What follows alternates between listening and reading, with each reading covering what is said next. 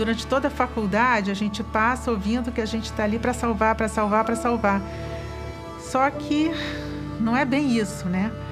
Quando a mãe diz, salva meu filho, doutor, ela está falando aquilo mesmo, né?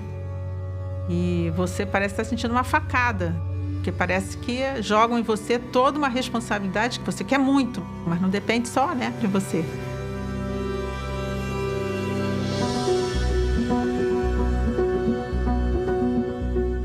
Quando você vê morte de pessoas jovens, morte por uma coisa que começa numa bola de neve que vai morrendo, né? É doloroso, é muito doloroso, é sofrido, o impacto nas famílias. Com toda coisa ruim, eu acho que a gente aprende, né? O sofrimento ensina. Eu sempre falo que a gente não briga contra a morte, a gente briga pela vida.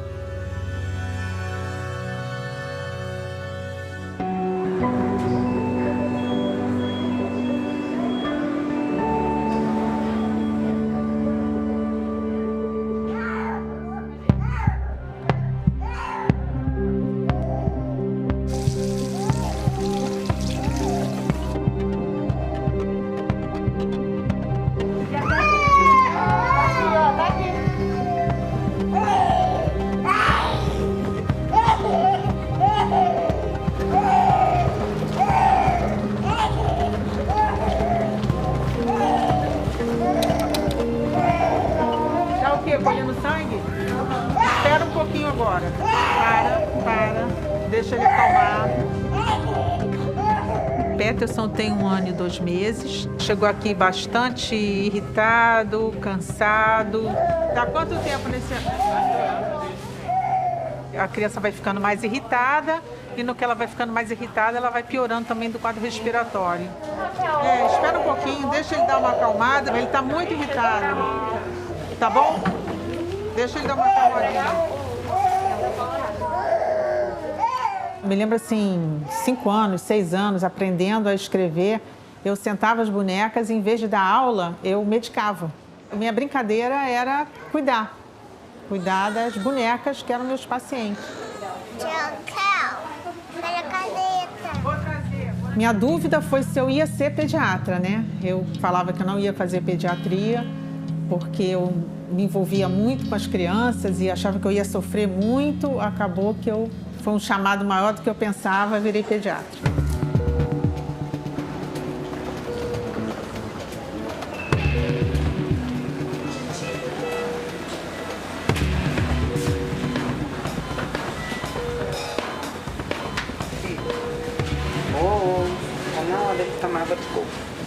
João Miguel internou conosco com uma síndrome inflamatória sistêmica.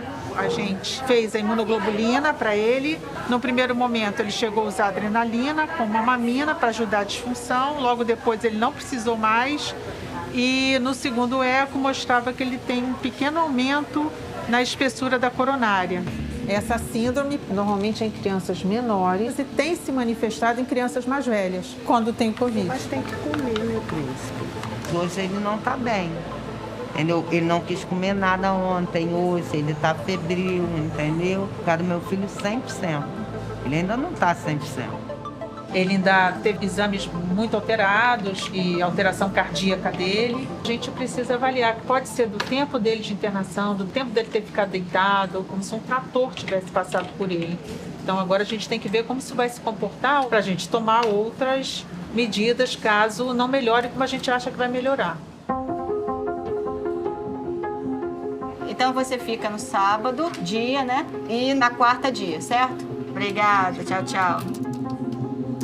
Tá ótimo. Então me manda seu nome todo, já te coloco na escala. Tá bom, querido? Aqui é a Karina, chefe da DIP. Tô precisando de intensivista. E quando puder, me dá uma resposta, tá bom, querido? Tudo começou com vários setores virando enfermaria e CTI de coronavírus, né? Então, muitas especialidades pararam, principalmente as especialidades cirúrgicas, para poder ajudar, né, no confronto ali da doença. Estou esperando a liberação. Você vai ser enfermaria, você vai ser unidade intensiva. Porque aí eu tenho que mudar completamente a escala, né? Muda o perfil dos plantonistas. Então agora eu estou tendo que mudar os plantonistas É ruim porque eu estou perdendo grandes médicos, mas eu sei que as outras especialidades têm que começar a funcionar e eles, por serem grandes, têm que voltar lá, cada um para o seu lugar. Ela é Covid positivo, eu colhi swab dela hoje, que a gente colheu de todo mundo aqui. Vão ser 25 leitos a princípio, né? Vão aumentar, né? Na sexta-feira, tivemos 8 pedidos de vaga, só internos, né? Pacientes que chegaram para outras especialidades e foram 6 internações na sexta. Então, problemas burocráticos, coisas pontuais, eu falo sempre para eles, façam a medicina e o resto é comigo.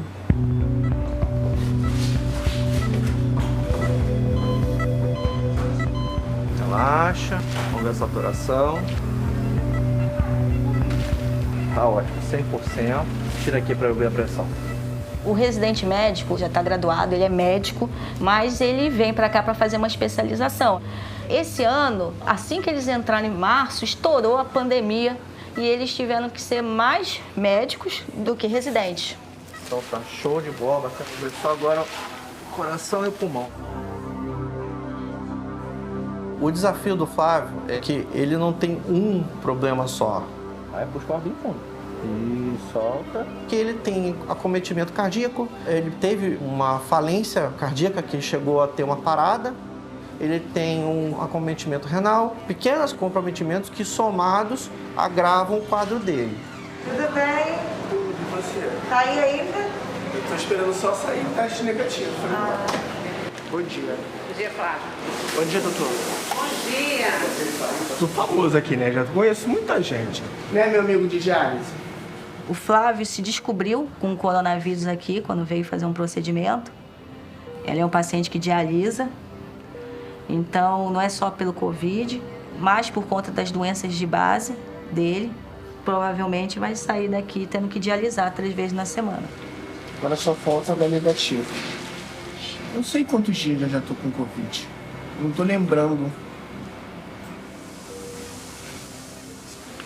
Mas tem que comer, meu príncipe. Senão tu não vai sair daqui, não. Chega de hospital. A gente se preocupa em fazer com que o paciente, com todo o sofrimento que ele tem durante a internação, que seja um sofrimento menor possível, né? Aí, ó, a salvadora da pátria. Aí, garoto bom. Vai pra enfermaria, vamos lá. O João Miguel está de alta da UTI.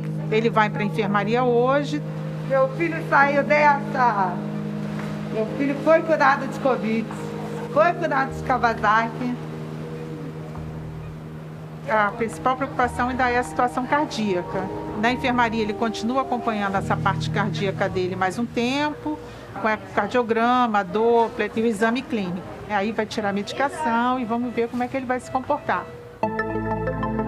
Ketamina, né? Quantos quilos? 6 e pouco. Qual que eu vou tirar agora para funcionar bem? Tirei a esquerda. Jugular esquerda. O Peterson internou um quadro de broncoespasmo. O esforço respiratório dele foi grande. É um bebê pequeno e acabou indo para a ventilação invasiva, preventiva, até porque a gente não ia esperar ele cansar demais, correr o risco de uma parada cardiorrespiratória para colocar ele na ventilação. Então, foi colocado um tubo orotraqueal, ele vai sendo ligado à ventilação mecânica. Oh, meu Deus! Agora é acompanhar. Ele, a princípio dos exames que a gente colheu aqui, veio positivo para vírus sincial respiratório. Nosso primeiro caso foi exatamente isso, foi uma co-infecção de Covid com vírus sincial respiratório.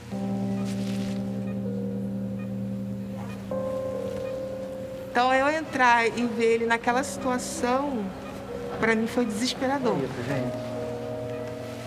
Quando a gente falou que provavelmente ele ia para o tubo, ela já ficou muito ansiosa, mas ela não tinha a imagem, na verdade, do que é, né? Então, ela só realiza aquilo depois que ela vê. Isso gera uma ansiedade enorme para a família, né? Deu vontade de pegar, de agarrar, de tirar ele dali, de sair correndo, porque eu sentia que ele estava sofrendo. Olha só, não se preocupa de ele estar sofrendo, porque ele estava sofrendo muito mais antes, tentando respirar. Você se lembra como ele estava antes? Olha agora o conforto dele. Ele estava bem acelerado. Estava acelerado, estava com cansaço. Em algum momento, esse cansaço todo ia fazer com que ele não aguentasse mais. Então, assim, ele está muito melhor. tá? Ele está mais seguro. Então a gente vai ajudando ele a sair dessa situação, tá bom? Vamos fazer 5 vezes. Você descansa, a gente vai fazer mais 5. Tenta não se apoiar na perna, tá? Levantar sozinho. Vai lá. Subiu. Estica o corpo. Senta. 2. Consegue botar a mão aqui no peito, assim? Segura um pouquinho aí. Tranquilo? Dá pra ir mais 5? Tá. Desce devagarinho. Vai lá. Vai sentando devagarinho. Vai controlando. Controla isso. Boa. Sem deixar o joelho fora, tá? Subiu. Vai lá. Desce um pouquinho e descansa. Tá até tremendo. Tudo bem? Cansou? Pouco, descansa um pouquinho. Aumentou a sua dor? Não? Então tá, respira um pouquinho. Calma aí, rapidinho. O Ambu e o carrinho já estão aqui. Muito sangramento mesmo. Parece uma hemorragia digestiva. Não, tem sangramento ativo aqui. Oxigênio, tem que chamar o transporte. Fecha aqui. Fecha.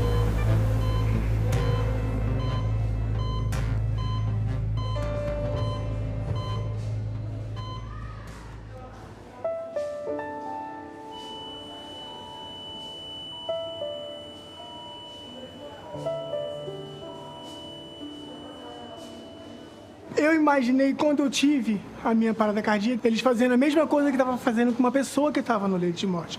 Aquilo dali choca. A gente fica aqui meio que desnorteado. A gente fica chocado com tudo que está acontecendo. Foi um dos piores momentos. A gente fica meio que abalado, porque a gente pensa que pode ser a gente.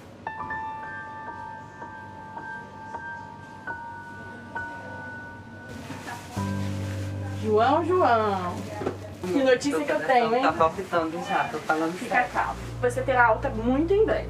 No entanto, não vai ser exatamente hoje.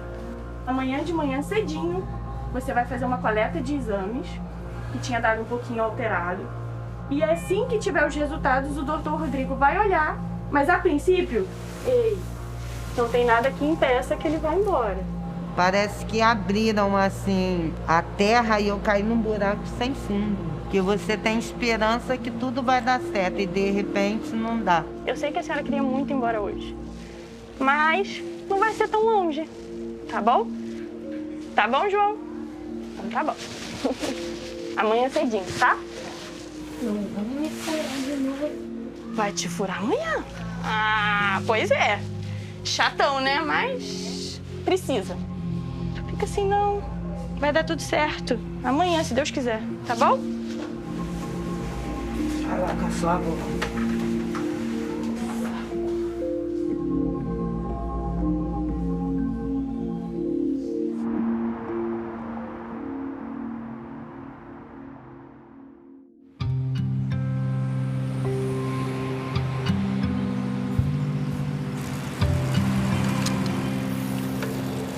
Bom dia. Pijama G, por favor. Aos 18 anos eu comecei a trabalhar numa UTI pediátrica e estou até hoje.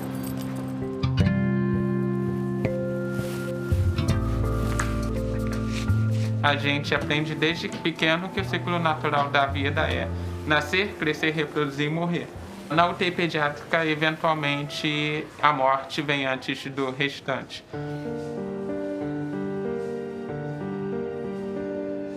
Tem um lado muito triste, que a gente não consegue salvar todas as vidas. Mas tem o lado que compensa tudo isso. Não importa qual seja o quadro clínico dessa criança e não importa qual é a história social dessa criança. Sempre que ela puder, ela vai rir para você. É o que a gente chama da magia da pediatria. Edson, até debilitado como ele chegou aqui, ele é uma criança alegre. É uma criança ativa, corre.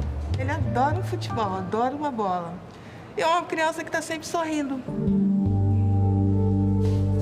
É aquela criança que, no teu momento de tristeza, ele consegue te deixar feliz. vai sair daí logo, meu filho. Então, para uma mãe, é doloroso. É doloroso mesmo. Mãe, te amo, filho.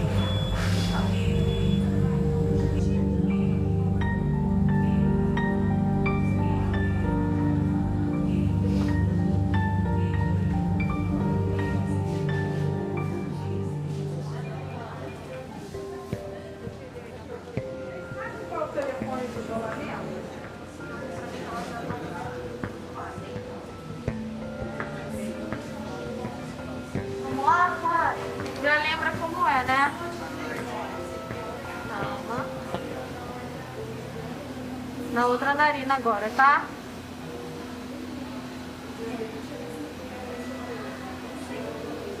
Calma, eu sei que é ruim.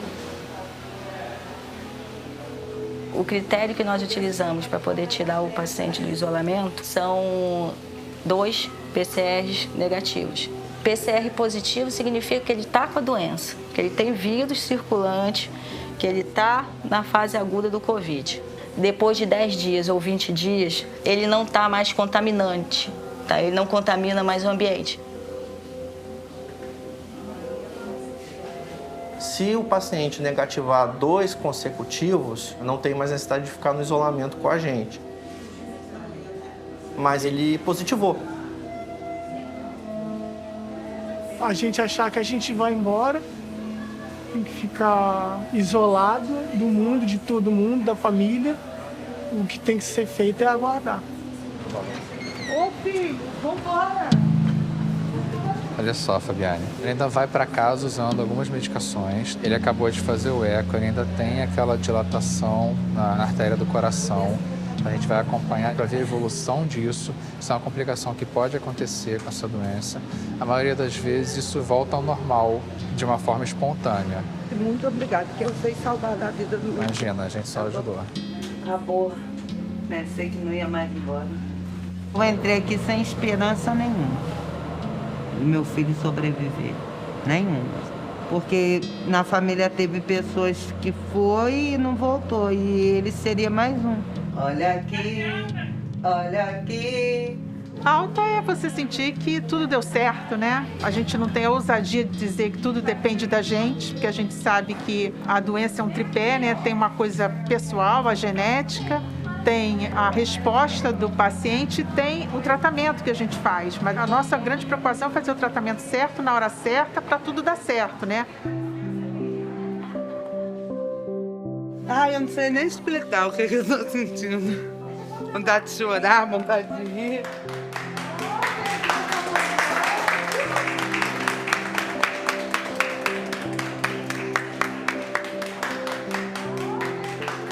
Eu acho que a gente aprende, né?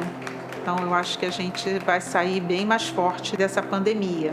Meninas, obrigada, Deus abençoe todos. Agora eu vi que pequenos momentos são mais importantes do que qualquer dinheiro na vida. Mas agora eu vou curtir meus filhos. Que a vida é muito curta. Uma hora tá muito bem, daqui a pouco, ó, acabou.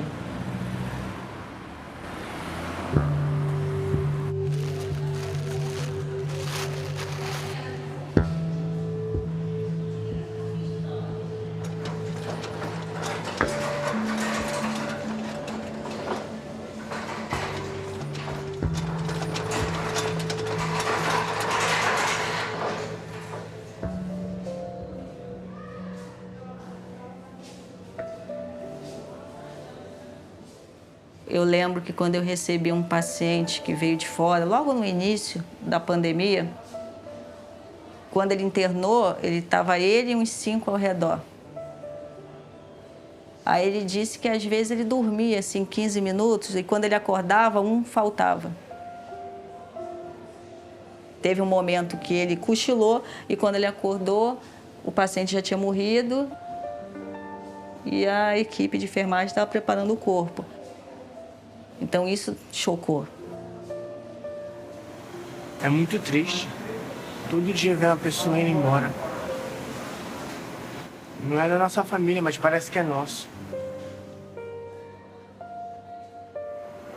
Sobrevivi, né? Já tá acabando. Então sobrevivi. Graças a Deus. Nada justifica esse número de mortos, né? Mexe muito com a gente, não tem como a gente não sofrer por isso. Principalmente porque a gente viu a perda de colegas profissionais da enfermagem, médicos, que ficaram ali lutando pela vida de outra pessoa, às vezes em condições totalmente adversas, para que aquela pessoa sobrevivesse. É uma dor que a gente sente por muitas mortes que poderiam ter sido evitadas. É lamentável. Para todos nós é um luto. Então agora a gente dá tempo ao tempo para que ele possa sair desse aparelho bem. Agora o tempo é dele. A gente gosta de ver pacientes agudos entrando e saindo, né? É uma batalha por dia. Tem doentes que às vezes você fala assim, meu Deus do céu, para onde isso vai? A gente não sabe. A gente tem que preparar a família, né? Primeiro. Tá mais calma agora? Tô. E tá mais tranquilo. Meu filho, quando sair daqui, ele vai se tornar um tigre, porque ele vai sair daqui mais forte do que ele é.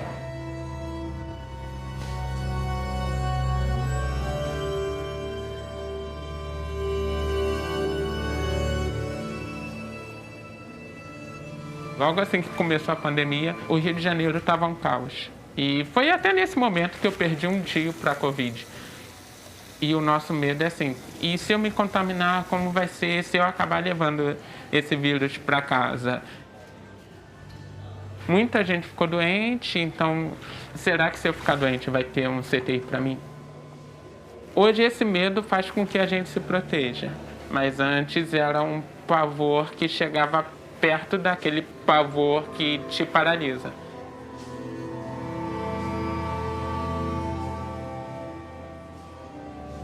Hoje a gente vive um outro momento. É uma doença grave e que as pessoas normalizaram. Uma doença que matou 100 mil pessoas. Eu não queria usar essa palavra, mas estão tratando como se fosse uma mera gripezinha.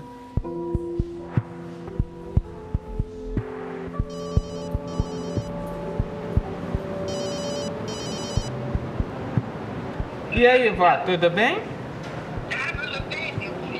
Tô bem, sim. Caminhou hoje. Eu morei com os meus avós a minha vida inteira até eu me casar. Eu já vinha me preocupando, eu já tinha diminuído bastante as visitas à minha avó. E aí, dia 15 de março, eu fui lá, dei o último abraço na minha avó e eu me isolei da minha avó. Eu tô desde o dia 15 de março sem ver a minha avó. Quando terminar aí, vocês vão lá conhecer a casa nova. Tá bom. E se não terminar? Vai ter que terminar, vó. Uma hora vai terminar. Deixo pra você. Tá bom, um beijo. Tchau. Tchau. Te amo. E se não acabar? A minha avó está iniciando um processo de Alzheimer. Isso eu nunca falei para ela, mas rolava um medo de talvez aquele ser o último abraço da vida dela. Será que no final disso tudo a minha avó ainda vai me reconhecer? Isso não é um novo normal. Normal não cabe nessa situação. É adaptável, mas normal não é. O que vai sobrar quando acabar que a gente não sabe, né?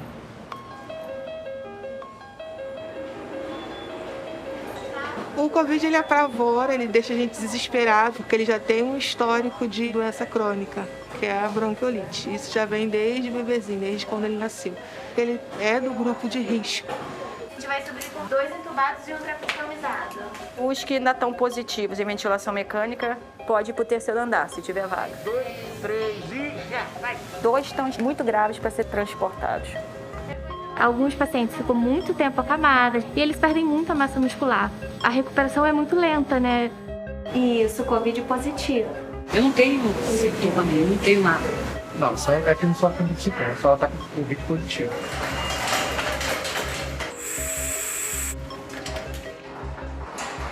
Que hoje a casa tá triste sem ele. Tu sente um vazio dentro de você. Tá faltando algo dentro de casa. Que a guerra não acabou. O coronavírus continua circulando e se as nossas estratégias forem diminuídas, a doença volta. Pode voltar ainda pior.